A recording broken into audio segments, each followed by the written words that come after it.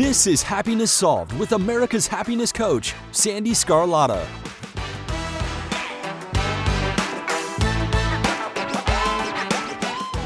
Hello, everyone, and welcome to today's episode.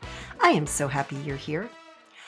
So before I introduce today's guest, I want to share with you my 4 simple tips on self-love. You see, so many people are looking for love, and what they do not realize is that they need to learn to love themselves first in order to have a healthy, loving relationship with someone else or their soulmate. In a Psychology Today article by April Eldemeyer stated that more self-love will attract healthier relationships. So tip number 1 is forgive yourself and others. When you are holding on to bitterness for someone else or for yourself, forgiveness is essential. Remember, forgiveness is letting go of the bitterness so you are free to love instead. Tip number 2, stop comparing yourself. So often we compare ourselves to others, wishing we had someone else's looks, their money, their relationship, the car, the house. But when you compare yourself to someone else, all you're doing is reinforcing that you're not good enough, and you are good enough. Tip number 3, stop criticizing yourself. That critical voice in your head is sabotaging any chance to love yourself and to love someone else. Instead, talk to yourself like you are talking to a child that is upset, being gentle and compassionate. And lastly, tip number 4, accept yourself. You need to work on accepting yourself exactly the way you are. Understand and know that you are perfect. So if you'd like to learn more about me, you can visit my website at www.sandeescarlatta.com. So thank you so much for listening today, and I hope you enjoy this episode.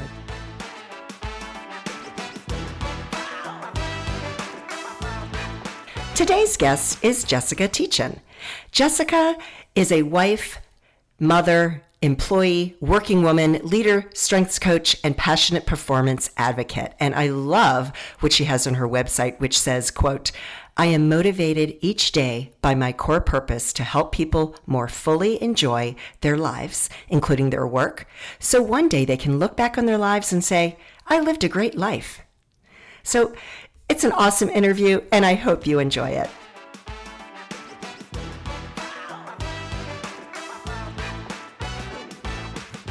Hello, Jessica. How are you doing today? I'm great. Thank you so much for having me. Oh my gosh, thank you so much for being here. I know you scheduled this a while back, and I just appreciate you and your flexibility, and I can't wait for this conversation. You just sound like such an interesting person and have had a really phenomenal career. Well, thank you so much. I like to think everybody has an interesting story, but yes, mine certainly, I enjoy the backdrop to my story. Yeah, so let's just jump right in. You know, I love to hear people's story. How did you get to where you are today? Because, you know, obviously, when you reach a point in your life where you just want to serve others, it usually comes from a place of maybe pain sometimes, you know? Yeah. I agree. Yeah, I think that's a great assessment. I mean, my backstory is a little bit different. I initially went to law school, got my law degree, thought I was going to be a trial attorney. I ended up pivoting into the corporate space and was working in a business really to just help with a merger and acquisition at the time. Ended up really falling in love with the company and wanting to do and doing talent management or HR.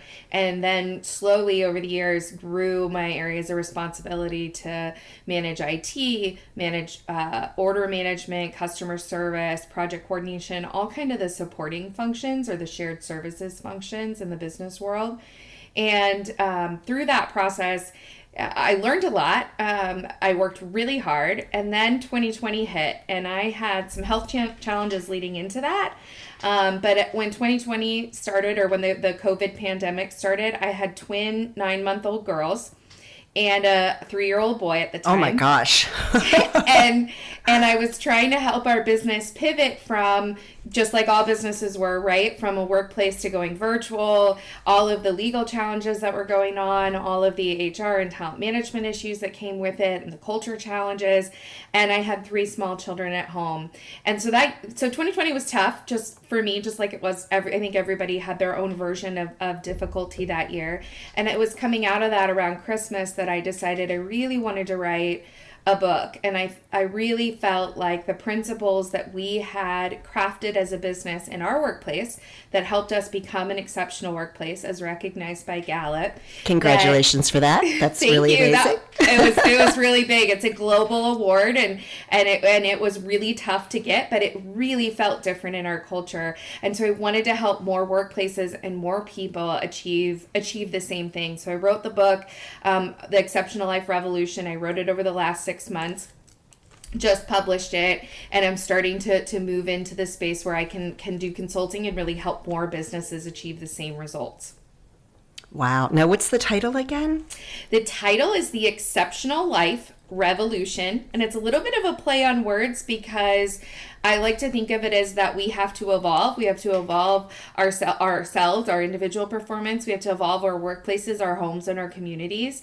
And if we do that, if we can do that successfully, we can actually have and live more exceptional lives and start a revolution of more people living their best life or their exceptional life. Oh, I love it. You're speaking my language. That's really awesome.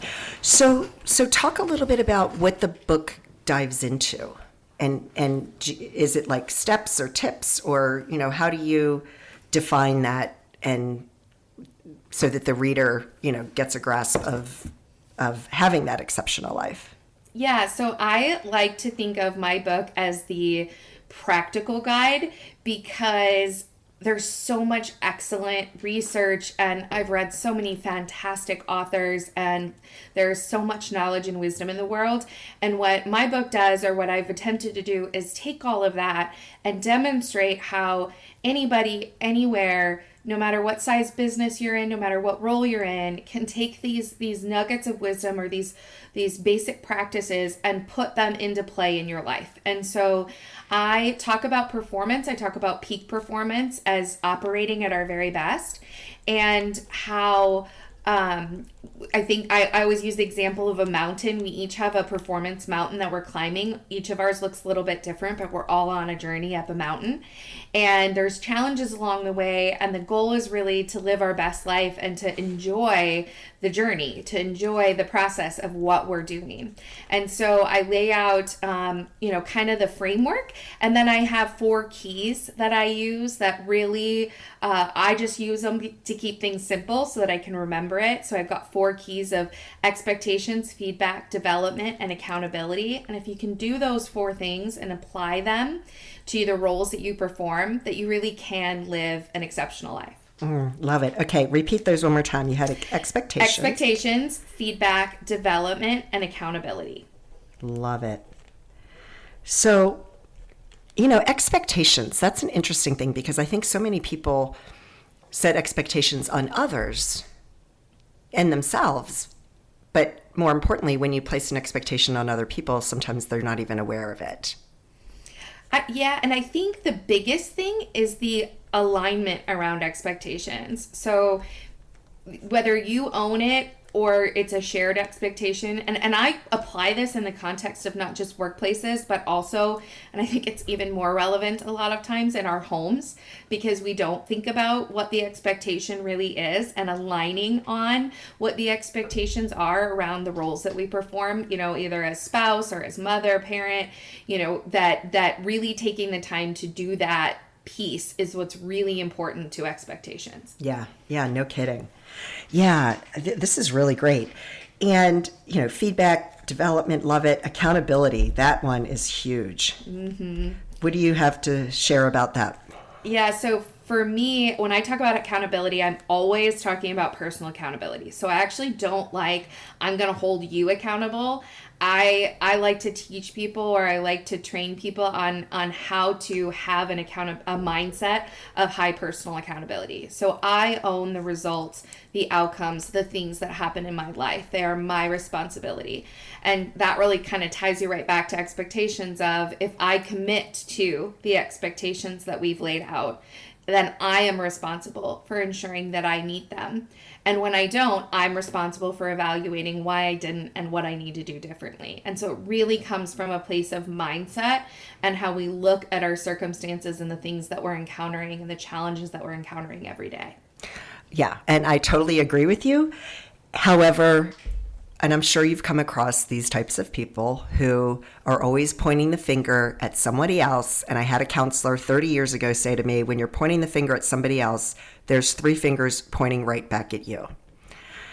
And it's so true, right? So what do you say to people when they're like, constantly wanting to put blame on other people? It's not my fault. They're not being accountable to themselves, and they're not taking responsibility.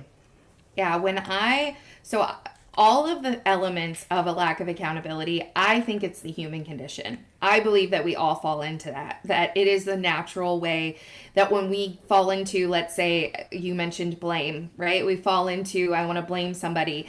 That's really just a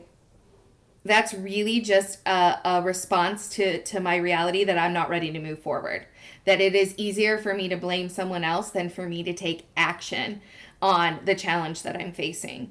And so I think when you can give people the tools to understand that action or that response is natural, but if we can change how we think about our natural response, so we can say, okay, I see that I'm blaming. What can I do instead? Or how do I move through this challenge? How do I recognize I'm blaming because really I'm scared of what just happened, or I'm nervous about the change that's coming, or I'm worried that I'm going to get in trouble, and then move to, okay, what's the next best thing I can do? And blaming really is never the next best thing we can do. It's always better to move forward. So you start to give people the tools and techniques that allow them to shift how they're thinking from their natural reaction to something that's more healthy and allows them to move forward. Love it. Because really, a lot of times what happens is that our ego gets in the way, because our ego is meant to protect us. Even though it can be damaging, its job is to protect us from, those scary feelings that you were just talking about. Absolutely. And one of the things I've discovered when it comes to those feelings is how few people even know how to identify them. And I put up a feelings chart, which I work I've worked for the last 10 years in a male dominated world of engineering, manufacturing, and process control. And so I put that up, and I've got all these engineers, and they don't like to talk about feelings usually, but you put it up and they start to realize how many feelings there actually are that they don't even realize, and how often that our response or our lack of accountability is tied to one of those feelings, whether it's anxiousness or anger or frustration or even insecurity or a lack of understanding, that there's usually something more going on that's causing us to have that negative reaction. And when people can start to connect to, okay, that's why I'm demonstrating that, then they can start to move through it so much more effectively. Yeah.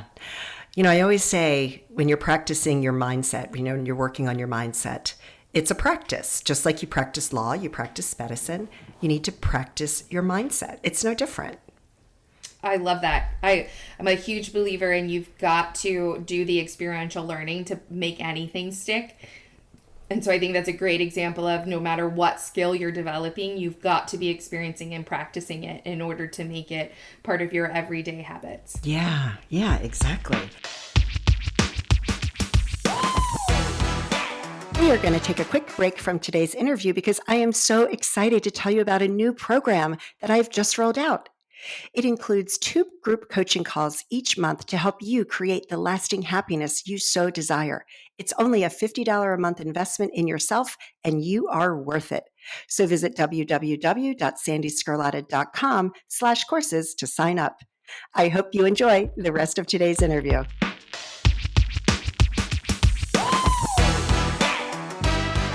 So I noticed on your website you've got a new program coming out soon. Can you talk about that? The new course or the... Well, I thought it was a course. Did Yes. I see that correctly? Yeah. So I've got, along with the book that I just published, I have, so if you purchase the book, you actually get a free course that talks about how creating exceptional experiences can impact our lives, and why you should want to do so, why you should want to reach peak performance so you can have these exceptional experiences in your life. So I've got that first course that's available if you purchase the book, as well as there's a workbook that goes along with my book that takes you through each of the keys, takes you through a lot of reflection and then action so you can put the principles into practice. Nice. So how do you define peak performance? So that's interesting. I think there's a lot of ways you can define peak performance, but for me, when I think of peak performance, I think peak performance is when we've evolved and optimized to operate at the highest level of our personal capabilities and in a way that produces positive results and creates exceptional experiences in our lives.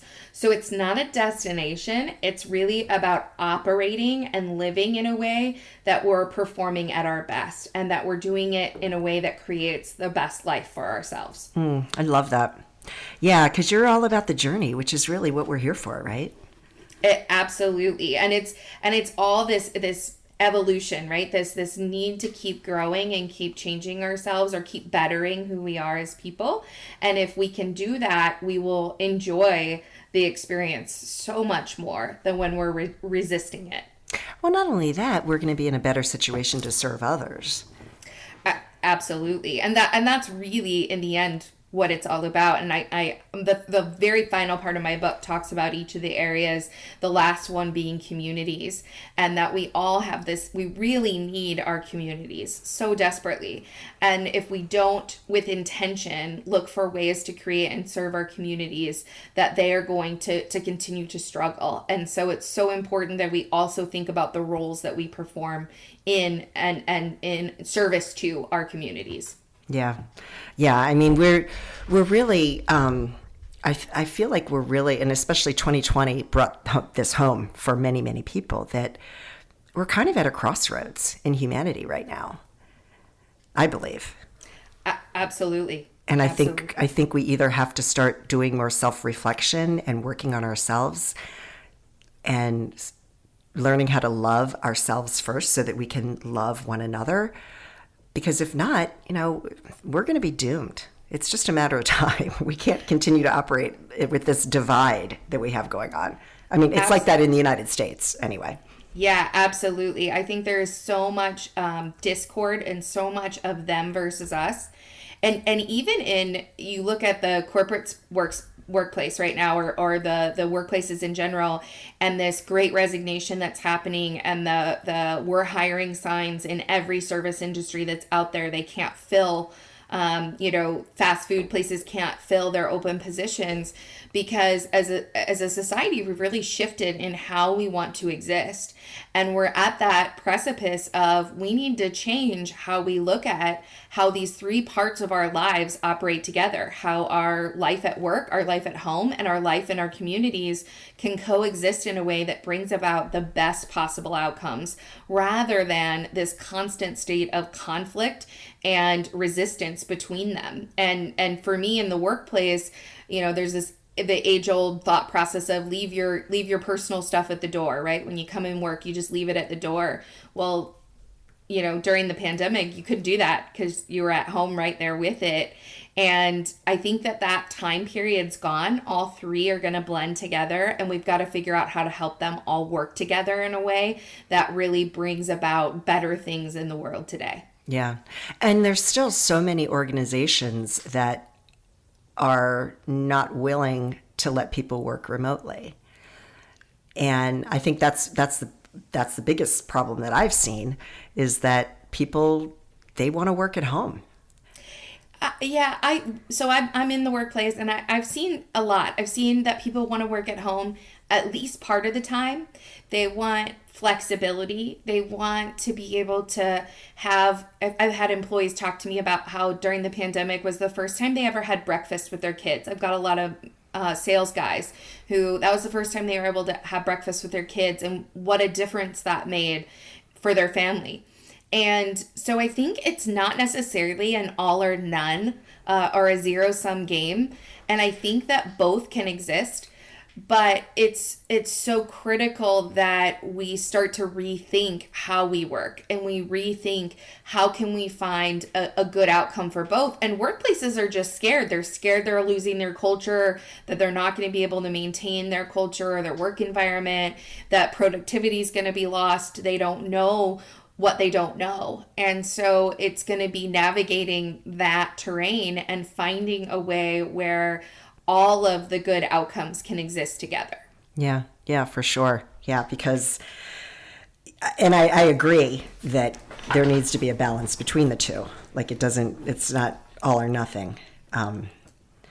So, okay, my gosh, we've talked about so many things. Let's jump back to your feelings chart. Can you talk a little bit about that? Yeah, about the feelings that I use in training. Yeah, your feelings chart. You mentioned that you have a feelings chart. I'd love to hear more about that. Yeah, so I have a chart where I put up all of the different kind of columns of feelings that people may have when they're reacting to a situation that might put them. I always use the accountability hole, because we kind of fall into this hole, and then it's how do we get ourselves out of it. And so typically the best way to start is by naming it. Am I here because, why am I here? What is really going on? Why am I blaming someone else? Why am I pointing fingers? Or why am I just complaining? That's another one I love. Why are we complaining? Because we're not ready to do something about it. Okay, well, let's move to what are we going to do about it? And so I think that that's always been something I've really been shocked by, how few people can name what's really going on. But once they can, how much it diffuses whatever the situation is that they're in. Yeah. When you were talking about complaining, I always laugh and think of my husband. He'll call me out. He's like, "You're complaining." I'm like, "I'm not complaining. I'm just explaining." I love that. Because I'm like, it's not a complaint. I'm just explaining how, the situation or whatever. But yeah, that is so great. And that's interesting, because sometimes I think people want to call something that they don't like a lack of accountability. Like, you're raising an issue, you're raising a problem. Well, you're just complaining. That's just a lack of accountability, or you're just causing drama. And it's not the same thing. When we're trying to take action, when we're trying to point out a challenge or an issue so we can bring about change, so we can bring about a better outcome, that's actually not a lack of accountability. A lack of accountability is when we're not making any forward progress. Right. Yeah, I love it. That's awesome. So, Jessica, this has been such a great conversation, and I love everything that you're doing. Is there anything else that you want to share with the audience today? Yeah, I just, if you can, or if you're interested, get my book, The Exceptional Life Revolution. You can find me on my website at evolvingtoexceptional.com. I'm working with individuals. I've got individual courses, but I'm also going to be working a lot with workplaces to try to help them navigate this really challenging pivot and this really challenging time to make the transition to what we need workplaces to be in the future and moving forward.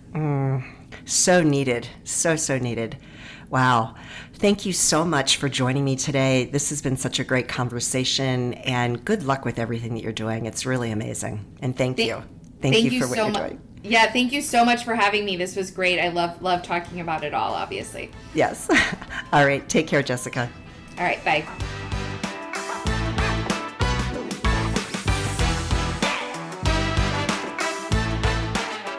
I love Jessica's energy and her desire to help other people. It's amazing. Her description of peak performance was incredible. Her book is The Exceptional Life Revolution. Her website is evolvingtoexceptional.com. So thank you for joining me today. You can learn more about me at sandeescarlotta.com. My book, Happiness Solved, Climbing 100 Steps, can be found on Amazon, and Barnes & Noble. And as always, I hope that your life is filled with peace, joy, and happiness. Take care, everyone.